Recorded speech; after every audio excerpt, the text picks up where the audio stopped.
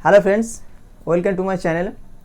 आज की इस वीडियो में हम लोग बात करेंगे टॉप 5 मिस्टेक्स जो न्यूबी करते हैं, जो निश साइट वो क्रिएट करते हैं ना, उस टाइम वो 5 मिस्टेक्स करते हैं। वो कौन सी मिस्टेक्स है ये वो हम लोग स्टेप बाय स्टेप अभी डिस्कस करेंगे। तो वो 5 मिस्टेक्स अभी यहाँ पर बोलूँगा, तो उसके बाद स्क्रीन में जाएंगे तो उसको हम डिटेल में बात करेंगे। तो वीडियो शुरू करने से पहले एक चीज़ आपको बता दूँ, ये जो 5 मिस्टेक्स है ना, ये मेरा खुद का एक्सपीरियंस है। ठीक है, ये खुद का एक्सपीरियंस है, तभी मैं आपको शेयर कर रहा हूँ। तो हो सकता है किसी और ने आपको और भी कुछ कहा होगा, लेकिन ये जो 5 मिस्टेक, ये मिस्टेक आपको कभी भी नहीं करना चाहिए। ठीक है, अगर ये मिस्टेक आप कर देंगे ना एक बार गलती से, तो आपको बहुत दिक्कत मिलेगा। ठीक है, तो इस वीडियो को पूरा देखना लास्ट तक। ठीक है, स्किप मत करना, क्योंकि अगर स्किप करोगे तो एक पॉइंट के अंदर बहुत सारे ऐसे टॉपिक्स इंफॉर्मेशन देंगे हम, तो वो आपको स्किप हो जाएगा। ठीक है, तो पूरा वीडियो देखना। तो चलिए स्टार्ट करते। सबसे पहले जो मिस्टेक न्यूबी करते हैं वो है ब्रांडिंग की तरफ चले जाते हैं। ब्रांडिंग का मतलब, जब एक मार्केटर और एक न्यूबी वेबसाइट को क्रिएट करने लगते हैं ना, उसके दिमाग में एक चीज़ आ जाता है कि मैं ऐसे एक वेबसाइट बनाऊँ जिसको कस्टमर वेबसाइट को, उस वेबसाइट का नाम लेकर सर्च करें। ठीक है, ऐसे एक वेबसाइट हम लोग बनाएंगे, तो वो ब्रांड करना चाहते हैं। ठीक है, जैसे हो गया अमेजन हो गया, ठीक है, ईबे हो गया, ठीक है, और हम लोगों का इंडिया का जो है ना फ्लिपकार्ट, वे होगा, ये एक ब्रांड है। तो पहले दिन से ही उसके दिमाग में चलता है कि कंटेंट डालेंगे, कंटेंट डालने के बाद एक दिन आएगा हम लोगों का वेबसाइट कस्टमर और विजिटर गूगल में सर्च करके आएगा। ठीक है, तो वो ब्रांडिंग की तरफ चला जाते हैं।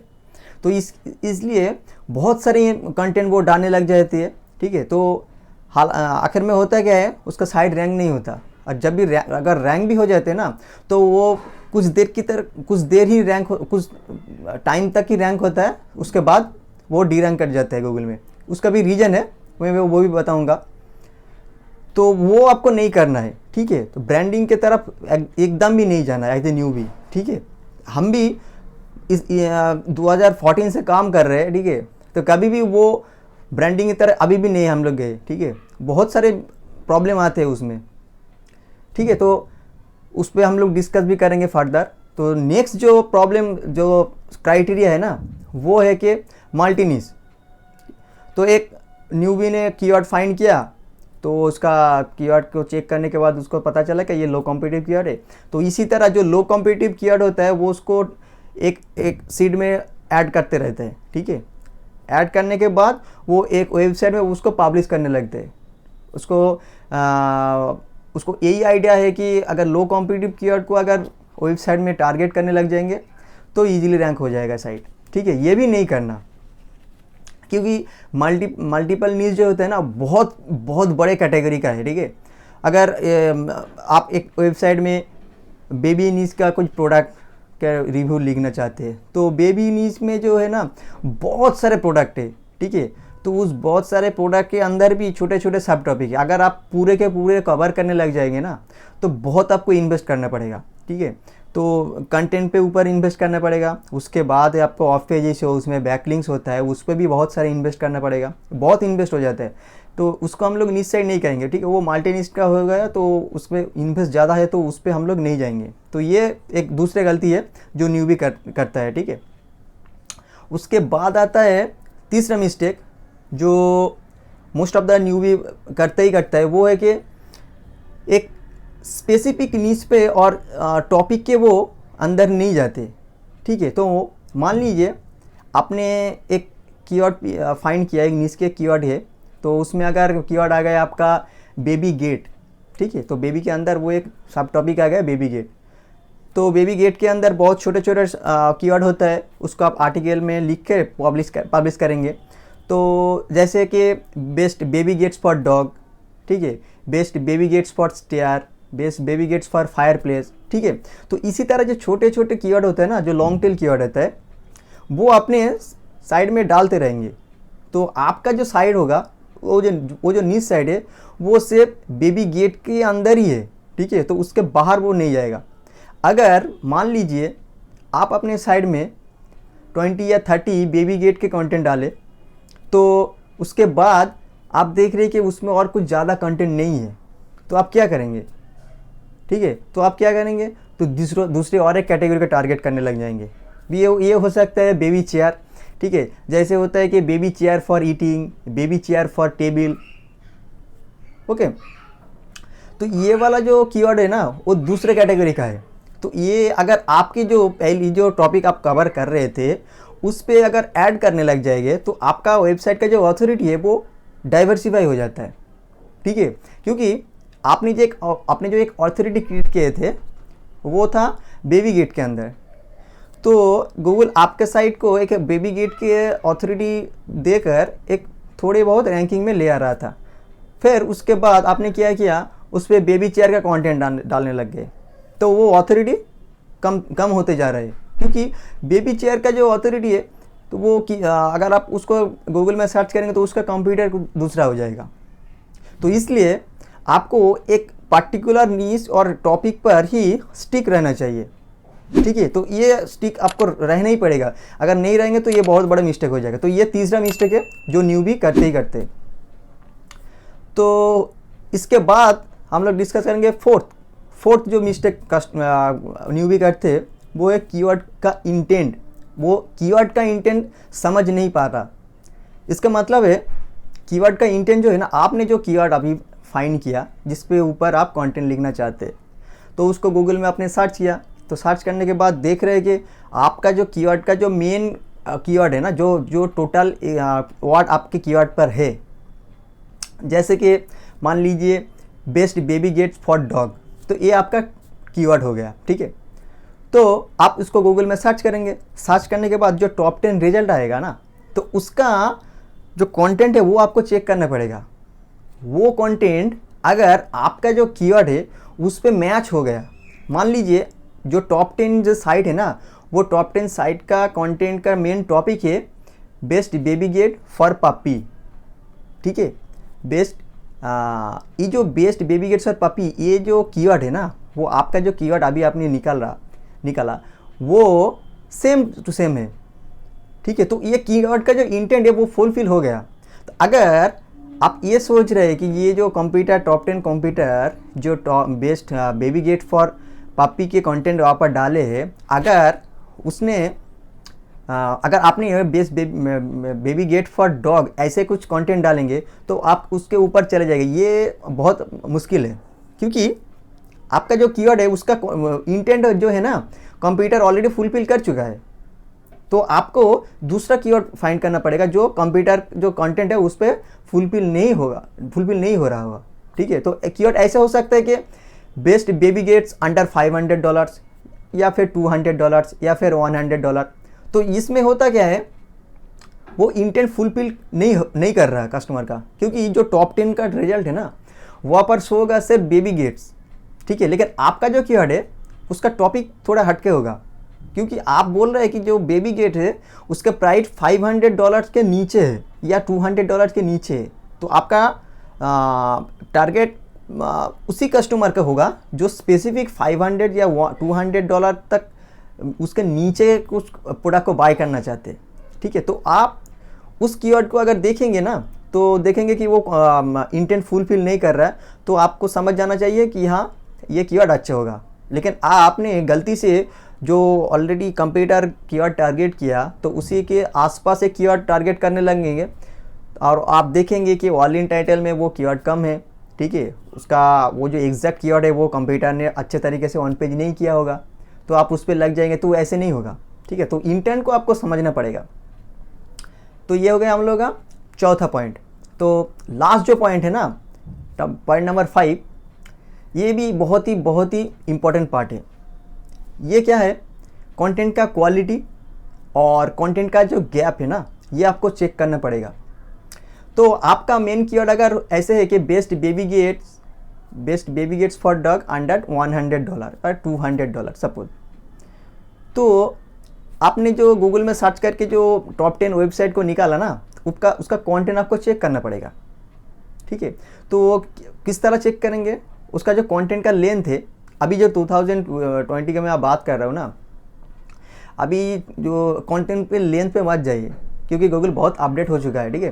तो लेंथ पे मत जाइए, उसका कंटेंट का क्वालिटी चेक कीजिए, ठीक है। तो वो कंटेंट कितना हाई क्वालिटी है और उस कंटेंट में कितना इंफॉर्मेशन डाला है, ठीक है, उसका इमेज कैसा है, ये कोई ऑथेंटिक इन्फॉर्मेशन है या नहीं। क्योंकि ऐसे होता है कि यूएस का जो नीच साइट होता है ना, मैक्सिमम ही वो प्रोडक्ट को बाय करने के बाद उसको रिव्यू करते हैं। अगर उसी टाइप का अगर कंप्यूटर आपके सामने आ जाए तो आपको बहुत ही प्रॉब्लम हो सकता है, क्योंकि उसका जो कंटेंट का क्वालिटी है आप उसी टाइप का क्वालिटी नहीं बना सकते, क्योंकि वो लोग प्रोडक्ट को खरीदने के बाद उसका ओरिजिनल इमेज वीडियो शेयर कर रहे हैं, आपके पास वो प्रोडक्ट नहीं है, ठीक है। तो अब उस टाइप का वीडियो इमेजेस आपके पास नहीं होगा। तो ये एक प्रॉपर कंटेंट का अगर क्वालिटी आप मेंटेन नहीं करेंगे ना, तो उसके ऊपर आप नहीं जा सकते, ठीक है। तो आपको देखना चाहिए ऐसे कौन से कंप्यूटर वहाँ पर रैंक कर रहे हैं जिसका कंटेंट क्वालिटी बहुत अच्छा नहीं है और एवरेज टाइप का है, सिर्फ प्रोडक्ट का रिव्यू देके और उसका अमेजन में लिंक देके वो स्टॉप कर दिया। इसी टाइप का अगर कंटेंट आपको दिखा तो आपको ये समझ जाना चाहिए कि हाँ, ये जो कंटेंट का गैप है या फिर कंटेंट का क्वालिटी है, हम उससे ऊपर जा सकते हैं, ठीक है। तो ये एक बहुत ही इंपॉर्टेंट पार्ट है।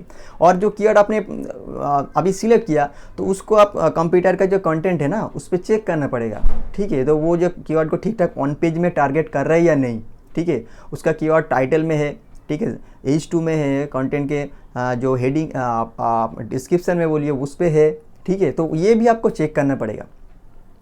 तो ये था टोटल 5 मेन पॉइंट्स, जिसको आप अगर गलती से भी मिस्टेक कर लेंगे ना तो आपका साइट रैंक होने में बहुत टाइम लग जाएगा, ठीक है। तो आप उस पर मैक्सिमम टाइम जो होता है वो रैंक नहीं करता, बहुत इन्वेस्ट करने के बाद भी रैंक नहीं करता, क्योंकि आपका जो कीवर्ड है ना बहुत हो सकता है कि आपने एक मल्टीनिश पकड़ लिया होगा, हो सकता है आपका जो कीवर्ड है वो इंटेंट फुलफिल नहीं कर रहा होगा, हो सकता है आपका जो कीवर्ड का जो कंटेंट है ना वो क्वालिटीफुल नहीं है, हो सकता है आपका कंप्यूटर आपके ऊपर बहुत ऑथोरिटी क्रिएट कर चुका होगा। तो इसी तरह अगर आप 5 पॉइंट को इग्नोर करेंगे ना तो आपका साइट रैंक करने में बहुत दिक्कत होगा। तो ठीक है, अभी हम लोग पीसी में जाएंगे तो 1 बाय 1 उसको भी डिस्कस करेंगे, लाइव देखेंगे, ठीक है। तो चलिए पीसी में चलते। सो गाइस, अभी हम देखेंगे वो कौन सी मिस्टेक्स और जो आपको नहीं करना चाहिए आप जब एक न्यू वेबसाइट क्रिएट करेंगे, ठीक है। तो सबसे पहले आते हैं ब्रांडिंग, ठीक है। ये ब्रांडिंग एक न्यूबी जब वेबसाइट को क्रिएट करने लगे ना तो उसके दिमाग में एक ही बात चलने रहती है कि वो एक ब्रांडिंग के तरफ चले जाए, ठीक है। तो यहाँ पर हम देख सकते हैं कि ब्रांडिंग के तरफ मतलब अगर अभी हम लोग बात करें एक बेबी नीच के, तो न्यूबी जो करते हैं ना वो बेबी नीच के अंदर कुछ कीवर्ड फाइंड करने के बाद वो सर्च करते रहते हैं कि उसका डोमेन कैसे ले और उस पर कंटेंट स्ट्रक्चर कैसे करे।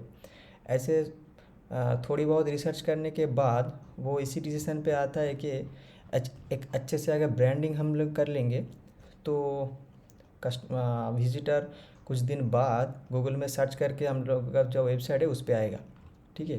तो वो लोग क्या करते हैं कि इस टाइप का वेबसाइट क्रिएट करने स्टार्ट कर देते हैं, ठीक है। ये वाला जो साइट है ना बेबी गियर लैब और एक है बेबी सेंटर, इसमें बेबी का बहुत सारे कैटेगरी है, इस पर कवर करते हैं। तो जब इनिशियल स्टेज में आप इस टाइप का कैटेगरी आप कवर करने लग जाओगे तो आपको बहुत प्रॉब्लम फेस करना पड़ेगा, क्योंकि इसमें जो प्रोडक्ट का और कैटेगरी का जो अमाउंट है ना बहुत ज़्यादा है, ठीक है।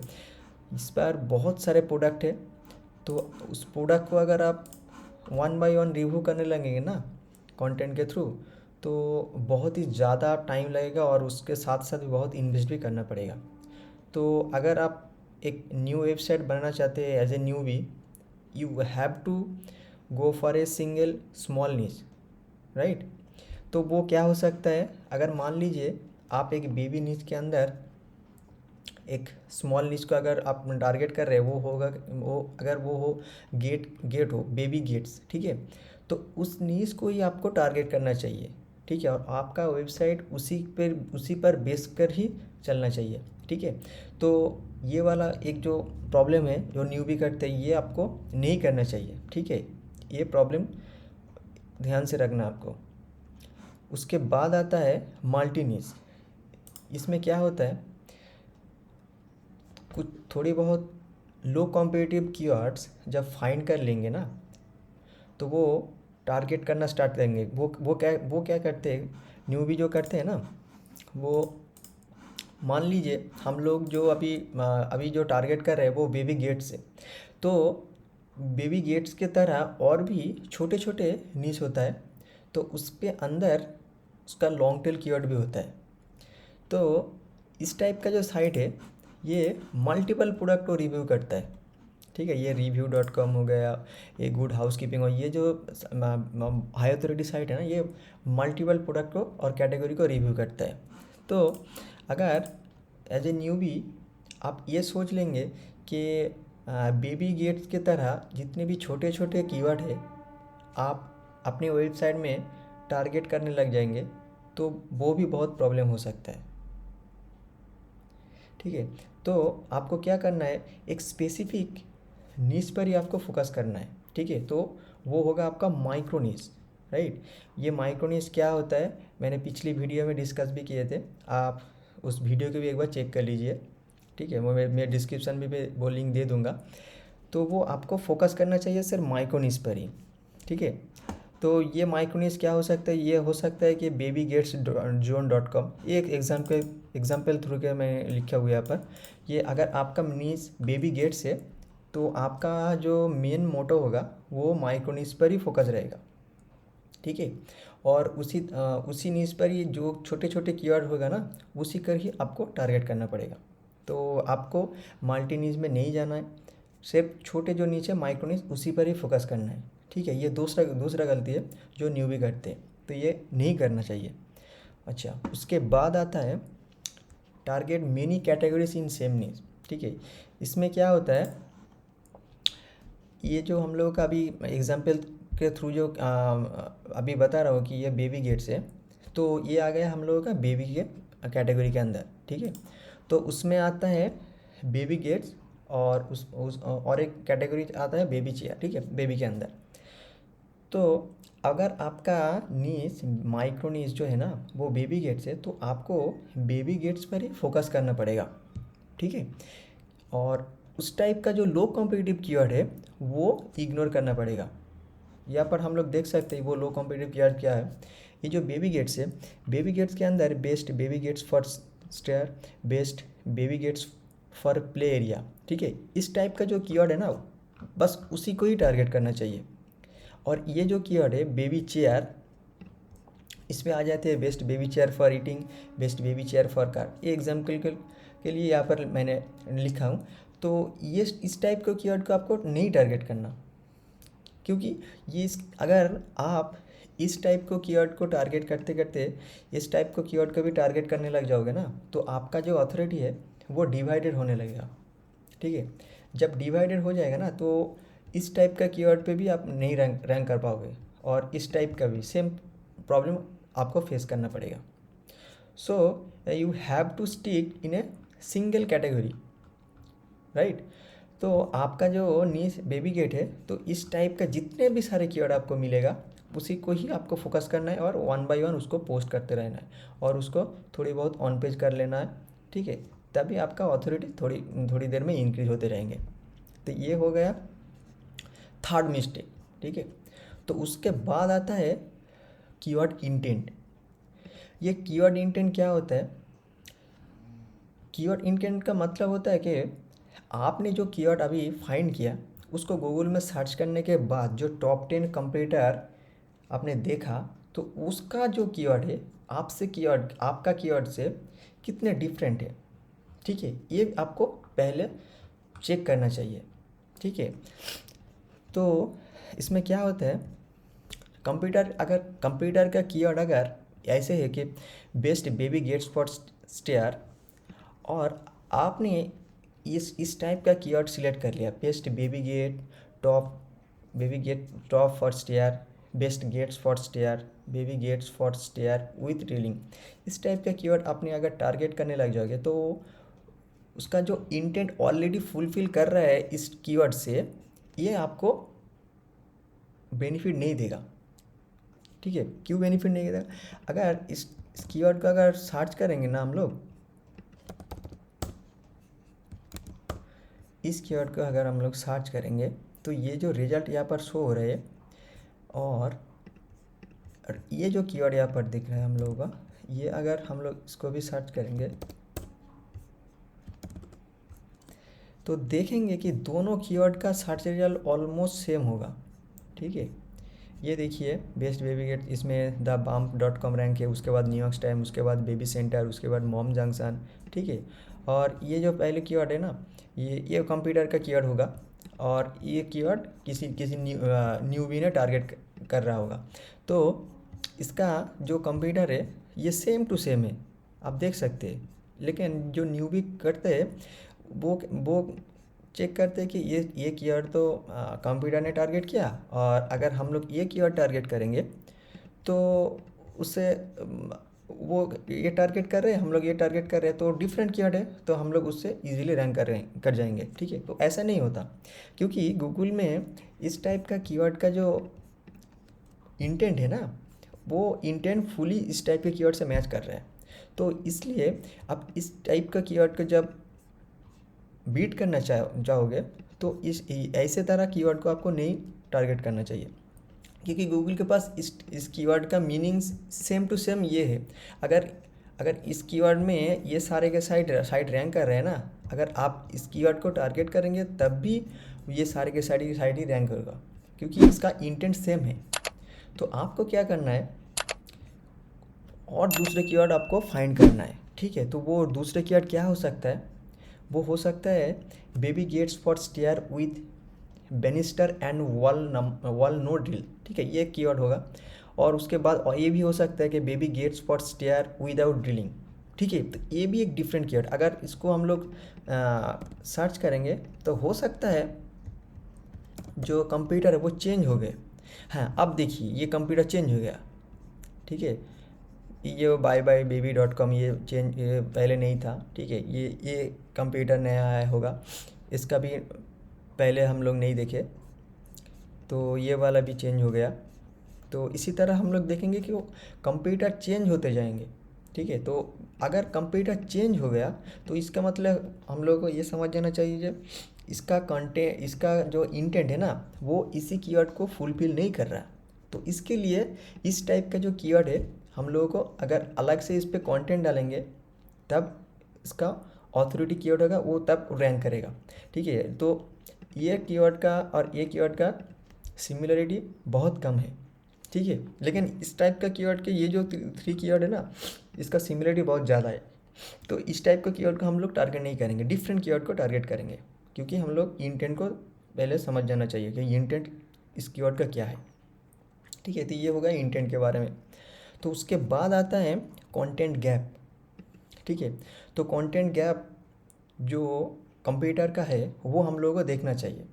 ठीक है, सबसे गलती जो कर लेता है न्यूबी, वो क्या करते हैं, जिस कीवर्ड को वो टारगेट कर रहे हैं उस कीवर्ड को गूगल में एक बार सर्च करके जो टॉप 10 कंप्यूटर है उसका आर्टिकल का कितना लेंथ है वो चेक करता है सिर्फ। ठीक है, कितना वर्ड का आर्टिकल है, 2000 3000, अगर 2000 है तो उसको 3000 आर्टिकल लिख के ओवर रैंक करना चाहते हैं। ठीक है, तो वो दिन चलेगा। ठीक है, अगर आप ज़्यादा आर्टिकल बड़ा आर्टिकल लिखेंगे तो इजीली रैंक हो जाएगा, तो अभी वो नहीं होगा, क्योंकि गूगल आप उसका एल्गोरिदम अपडेट कर रही है। हाँ, हो सकता है। ठीक है, अगर जो आप आउटडेटेड कंटेंट है उससे ज़्यादा आपने अच्छे से क्वालिटी आर्टिकल लिखा, बहुत ज़्यादा अमाउंट में आर्टिकल लिखा, तो वो ठीक है, वो रैंक होगा। लेकिन ऐसे हर बार नहीं होता, कंप्यूटर जितने वर्ड लिखे है उससे ज़्यादा वर्ड आपने अगर लिख लिए तो आपका कंटेंट रैंक हो जाएगा। ठीक है, क्योंकि उसमें भी बहुत सारे क्राइटेरिया है, वो भी आपको मेंटेन करना पड़ेगा। दूसरा जो है ना, वो है कि सिर्फ कंप्यूटर कीवर्ड को कैसे यूज़ कर रहे हैं उससे वो चेक करता है। ठीक है, जो मेन कीवर्ड है, अगर मान लीजिए ये हम लोग का अगर मेन कीवर्ड होगा, ये अगर कंप्यूटर का कीवर्ड है ना, तो हम लोग क्या करते हैं, इसको गूगल में सर्च करने के बाद हम लोग देखते हैं कि ये जो कंप्यूटर है ये कीवर्ड को कहाँ कहाँ टारगेट किया। अगर सब जगह टारगेट कर लिया तो बहुत हार्ड है, और नहीं टारगेट किया तो वो लो कंप्यूटर। ऐसे नहीं होता। ये कीवर्ड यहाँ पर है तो ये सिर्फ यहाँ पर यूज है, इसमें टाइटल भी नहीं है, H2 टैग में भी नहीं है, और कुछ टैग पे भी नहीं है। तो इसका मतलब है ये बहुत लो कॉम्पिटिटिव कीवर्ड हो गया। ठीक है, ये नहीं होता। ठीक है, जो न्यू भी इसी तरह प्रॉब्लम फेस करता है। ठीक है, तो ये भी आपको चेक करना चाहिए।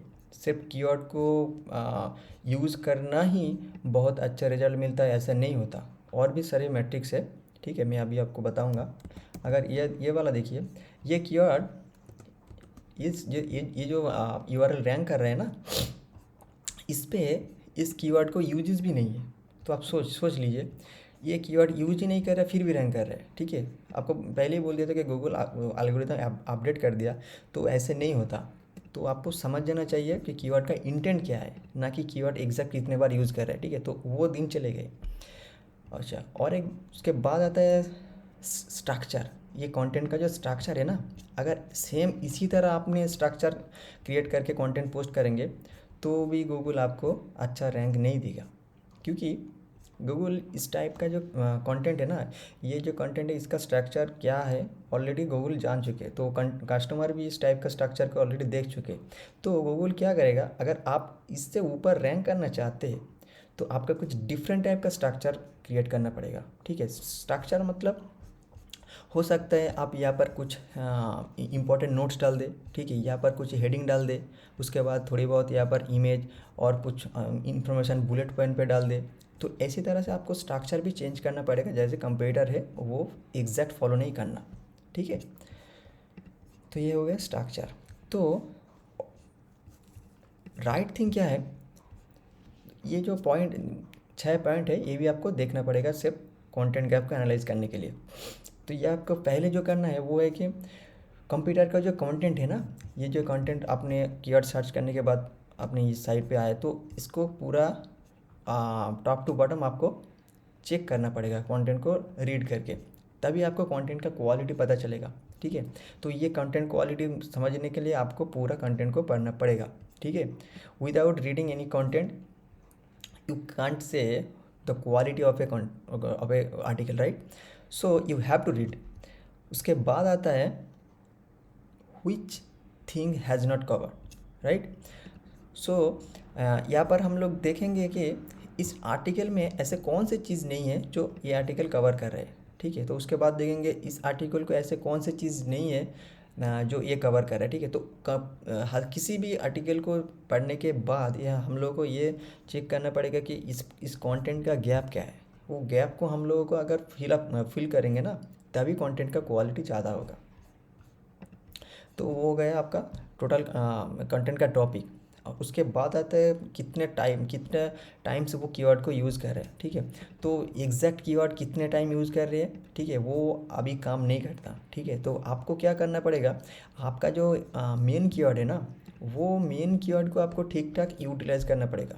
कैसे, आपने एज 1 में डालेंगे, उसके बाद जो बेसिक आपका जो बॉडी है ना कंटेंट का, उस पर डालेंगे, और थोड़ी बहुत सिर्फ 1-2 बार या मैक्सिमम 3 टाइम्स यूज करेंगे 1000 या उससे ज़्यादा कंटेंट आगे अगर आप लिखेंगे तो। ठीक है, तो 1 पेज के लिए भी हम लोग नए वीडियो बनाएंगे। तो अगर आप उस पर एक वीडियो लेना चाहते हैं, उस पर इंफॉर्मेशन लेना चाहते हैं, तो जो कमेंट बॉक्स है उस पर आप कमेंट कर सकते हैं। ठीक है, आप इसी में जो प्रॉब्लम फेस कर रहे हैं उस पर आप कमेंट करिए, तो मैं उसके आंसर और वीडियो के थ्रू दे दूँगा।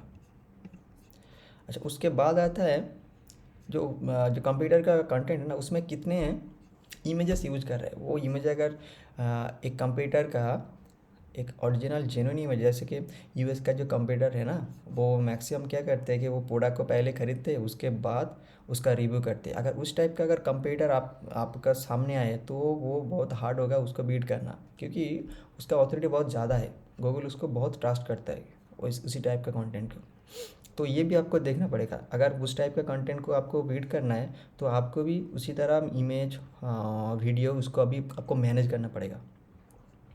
तो उसके बाद आता है एज टैग्स, ठीक है। तो इसमें आप देखेंगे तो इसमें बहुत सारे टैग नहीं है, सिर्फ एज टैग है टाइटल में। तो एज 2 टैग, एज 3 टैग यहाँ पर नहीं है। हो सकता है ये वाला एज 3 टैग हो, तो प्रोडक्ट में हर वक्त एज 3 होता है, तो इसमें हो सकता है ये एज 3 टैग में आए। तो एज 3 टैग में भी हम लोगों को कीवर्ड एक बार यूज़ करना चाहिए, ठीक है। तो उसके बाद आता है रिलेटेड कीवर्ड, ठीक है।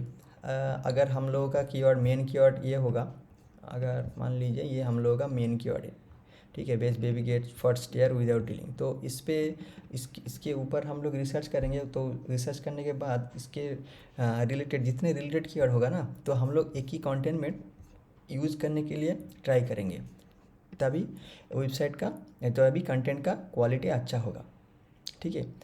तो आपको ये समझ हो चुका होगा कि ये जो मिस्टेक है क्यों नहीं करना चाहिए। अगर ये टॉप 5 मिस्टेक आप करेंगे ना, तो आपका साइट रैंक होने में बहुत ज़्यादा टाइम लगेगा, ठीक है।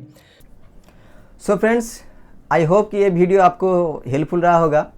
अगर हेल्पफुल रहा होगा तो प्लीज़ इस चैनल को सब्सक्राइब कर लीजिए और लाइक बटन को भी दबा दीजिए। और एसईओ में अगर कोई दिक्कत आ रही है आपका, तो इस वीडियो के नीचे कमेंट डिस्क्रिप्शन में उसको हम बताएं आप, तो हम उसके ऊपर ही अब वीडियो बनाएंगे, ठीक है। तो चलिए नेक्स्ट वीडियो में मुलाकात करते हैं।